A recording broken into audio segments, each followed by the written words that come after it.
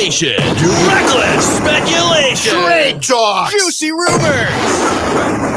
So we make more sound bites. Doogie snuck upstairs. It's Doogie. Actually, what's funny?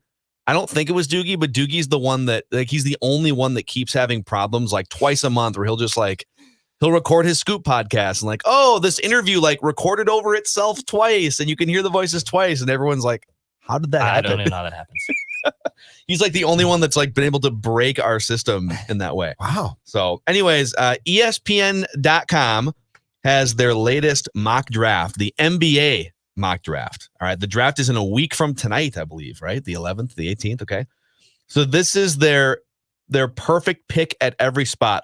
If the draft plays out in a certain way. So with the Wolves picking number 1, ESPN.com has their perfect pick as LaMelo Ball. Mm-hmm. I'm just going to read you this here. The draft's best playmaker at 6'7", Ball is the most talented prospect in this class and a true entertainer on the floor with remarkable vision, handle, and touch. That's what the Wolves need, an entertainer.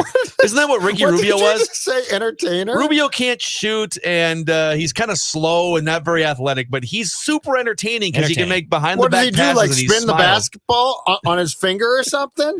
Look at this. It's the bucket of confetti trick. Whoa. Yeah, we don't. What the hell? Super entertaining. Yeah, thanks a lot. Okay. So he's a true entertainer on the floor with remarkable vision, handle, and touch, despite defensive concerns alongside D'Angelo Russell and Karl-Anthony Towns. Ball would electrify the Minnesota fan base and give the Timberwolves one of the league's most skilled 25 and under trios. I want a mock. All right.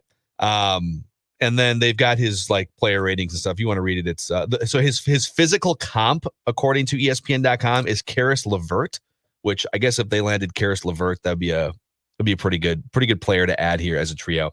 And then they have James Wiseman going to the Golden State Warriors at number 2. That's a no-brainer for the Warriors. They've got the 2 greatest shooting guards of all time. And if you were to put this emerging superstar 7-footer down low, that guy's going to be unstoppable. So this is possibly, but it does seem that it reminds us a little bit Tim Duncan. A little bit.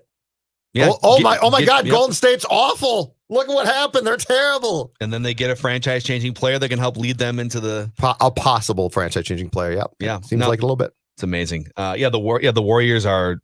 That's funny how great the Western Conference was last year. And it's it didn't even include the Warriors, and they're going to be back. Who totally pieced out. Yes. See you later. So there's more. Reckless speculation. Kevin O'Connor from The Ringer. He hosts the Ringer NBA show and is very plugged in to NBA circles. He's an NBA writer. Sources. The Timberwolves are attempting to acquire a second lottery pick. They've had talks with the Hawks for 6. A possible deal could include Jarrett Culver and the 17th pick to the Hawks for the number 6. A number of teams are interested in Atlanta's number 6 pick, the Pelicans and Celtics being among them, sources say.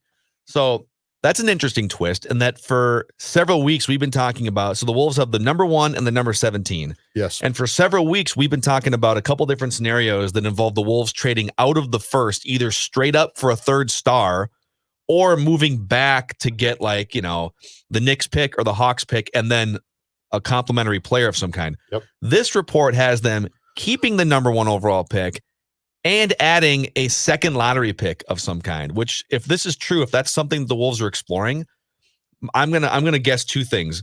Number 1, they've probably run into roadblocks in their trade talks for the number 1 pick. I'm sure they've made all those phone calls. Hey, can we get Ben Simmons? No. Okay. Can we get Bradley Beal? No. And they've probably gone down that list, right? Okay. And so what this tells me is that they really like all the players that are available. Maybe there's not a franchise-changing superstar that immediately slaps you upside the head like a LeBron James or somebody.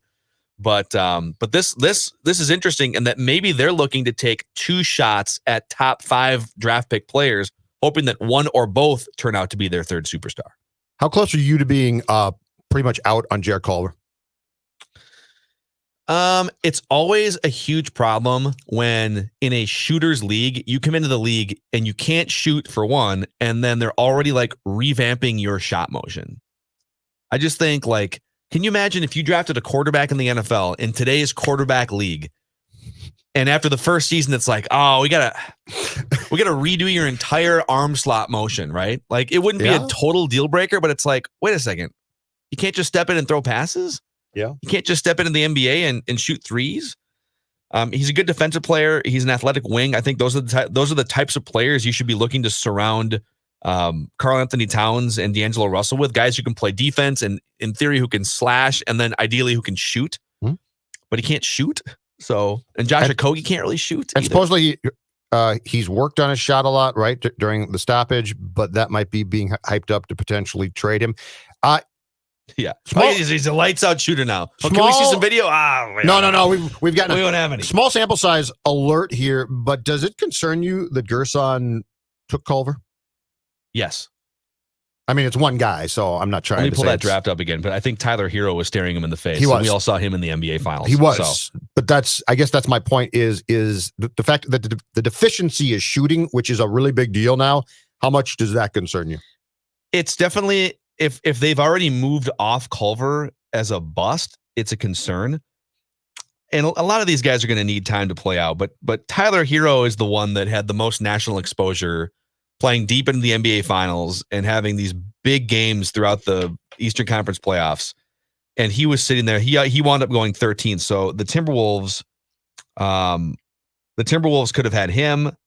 There's a few other players that were interesting later on, but if you drafted a player thinking that you'd be able to slide them in as like a 3-and-D guy and realize like not only can they not shoot, but you have to revamp their shot, like that's a red flag to me.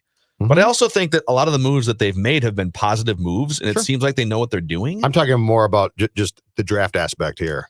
The Josh Okogie thing, which was a Tom Thibodeau draft pick, that's also concerning, and it doesn't go on this front office, but he's now going into his third year in the NBA. Josh Okogie is shooting 27% from three-point range. So you basically have these two guys who play, shooting guard, small forward, wing-type positions. Yep. And they're super high energy. They can play some defense, they can cut and all those things, but they can't shoot. And so it just becomes, especially later in games, I'm going to stop you right there. That seems like a problem. It is in today's NBA. Like if you have 2 or 3 players in your rotation that just flat out can't shoot, the other guys in your rotation have to be lights out shooters. And I would say that D'Angelo Russell and Karl Anthony Towns, I don't think you have to worry about those guys long-term in that department. But the more you look at that Wolves rotation, it's like, where are the 3-pointers coming from? They took a ton of threes last year, but they didn't make a ton of threes last year. The idea was correct. The execution wasn't good. Yeah. You want another one here? Of course. I've got more. Reckless speculation. Trade talk. Juicy rumors. This is from Rod Beard. Declan found this tweet, I think, yesterday. This rumor that the Hornets are willing to trade up to number 1 to get James Wiseman is gaining some steam. Seems like a good deal for the Timberwolves, who still would get LaMelo Ball and or Edwards at 3 and some other assets, maybe like a Miles Bridges or somebody. So the insinuation here is that the Hornets love James Wiseman. They have the number 3 overall pick. They'd move up to number 1 to assure getting James Wiseman, which means the Wolves would still get a wing player of their choosing between Ball and Edwards. And in order to make that swap, the Hornets would also have to give something else up to jump to 3. So I actually kind of like this if you think that Ball or Edwards are the best players in this draft.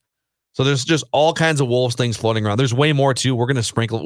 We might get Brian Windhorst on this week or early next week too to talk about this stuff. But I love this. This is what's fun about the Wolves having the number 1 pick is that almost anything can happen in the next 7 days. God bless a league that embraces reckless speculation like this league does.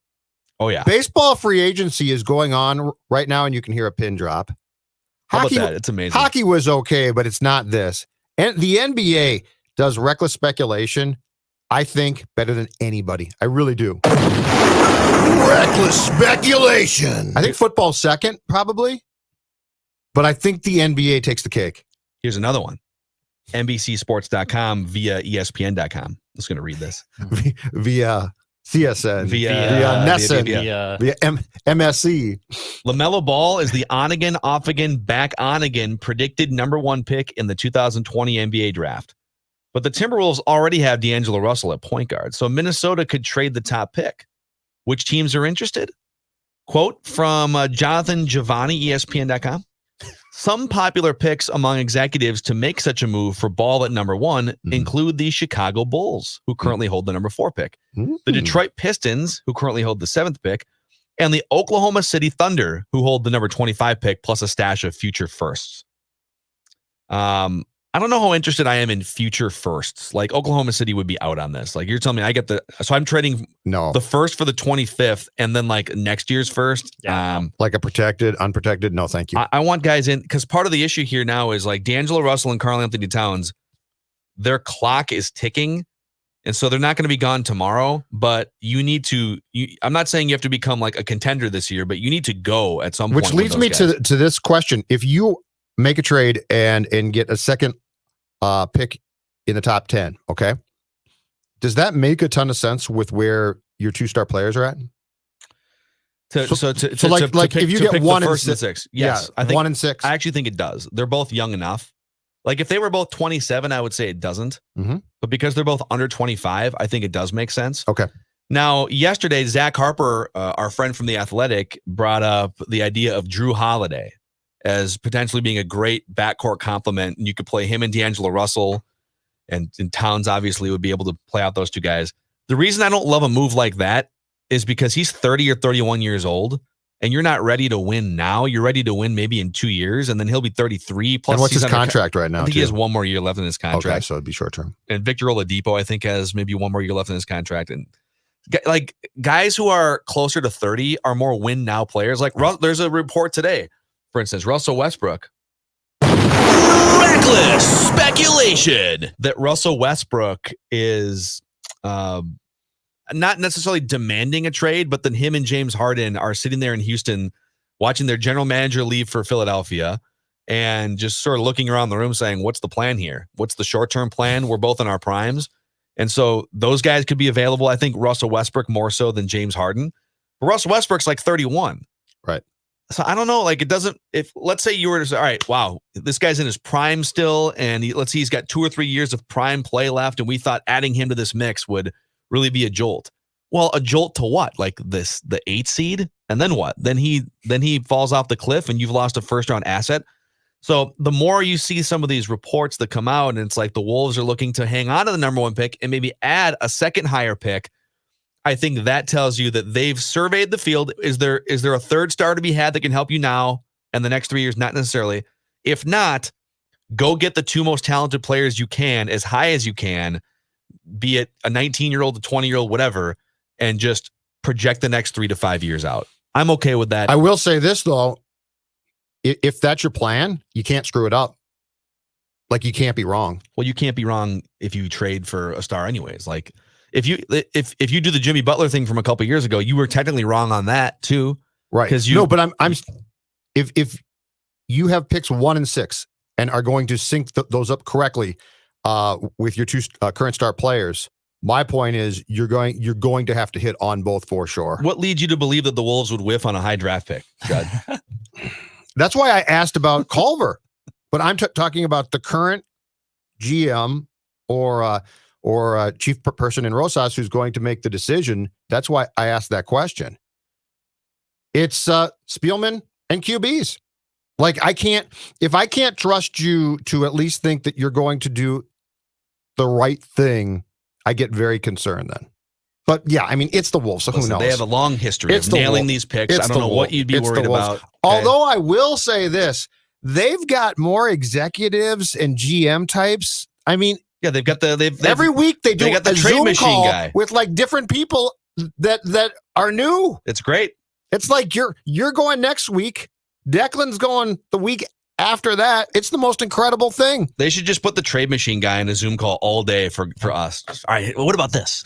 What about just this play one? the reckless speculation sounder and ask him questions. Reckless speculation. I'm your creative director of Seltzer Input. That would be my position. Chief Chief officer of seltzers on the responsible show. though, right?